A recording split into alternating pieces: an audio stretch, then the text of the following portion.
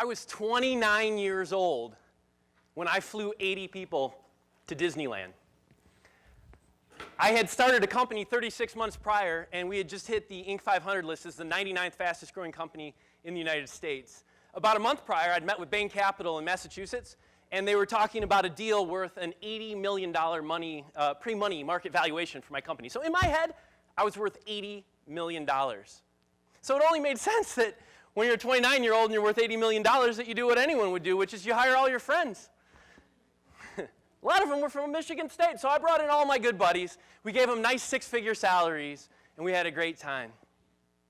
So when we got down to Disneyland, I mean, it made sense. I picked up the checks. We flew everyone down there. I covered all the cars, the hotels, the food, the tab.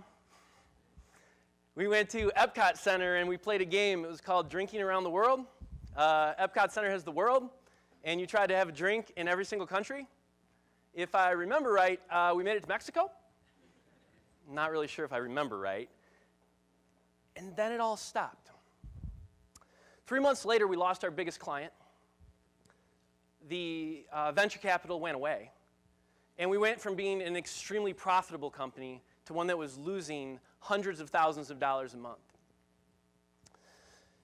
As that reality started to sink in, a lot of people told me, man, you got to start us. But I wasn't like that. I sat in these chairs where you sat. I went to Michigan State, and I thought about all of the different lessons and things that I'd learned, and I came up with what I thought the great entrepreneurs of the world would do. I doubled down.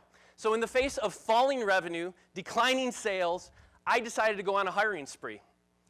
I hired a ton more people, added more overhead to our company. We were going to out-innovate, build more technology, and be better than anyone else. We just had to do it really fast.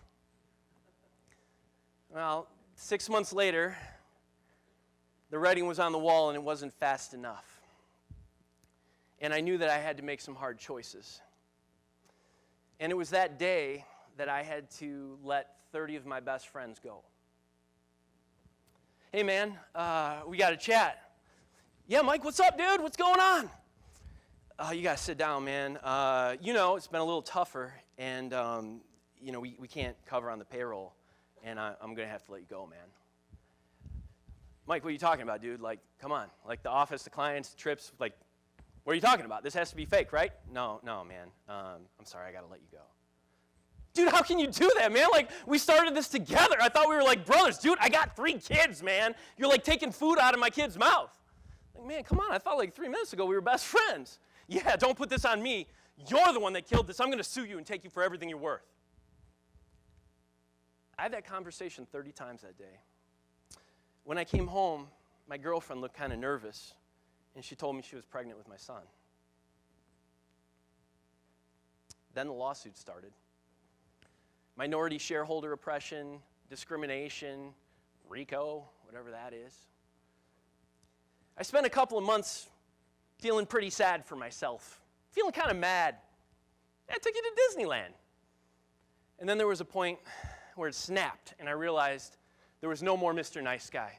If they were going to come after me and try to take down my company, I was going to get them first. And I fought with everything that I had.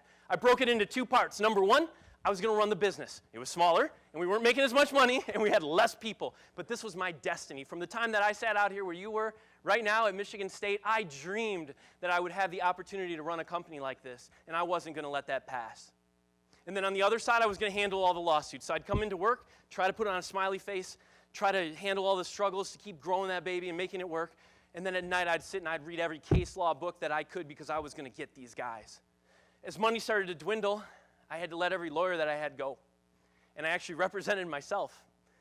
My attorney looked at me and he goes, you know, I'd never recommend that anyone represents themselves, but you are crazy enough to pull this off. So I stood in front of the judge and I objected to everything because I saw that on TV. He looked at me kind of funny, but I think he let it go because I wasn't an attorney. This capped off when I actually put myself on the stand and cross-examined me. I got into this really hard, and I figured out all the case law that I could. I went deep. I figured out everything about the attorneys that were coming after me.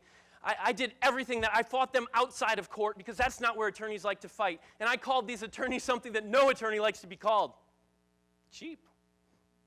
I went on social media and I ran campaigns about how awful this law firm was. I happened to be in a bathroom when I overheard one of the attorneys say that he was expensing his car to the firm. I ran a social media campaign and I got him fired.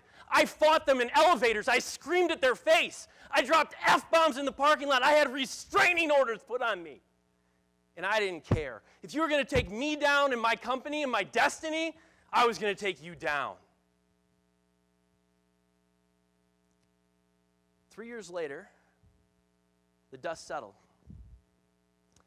The lawsuits were over, the company recapitalized and is growing.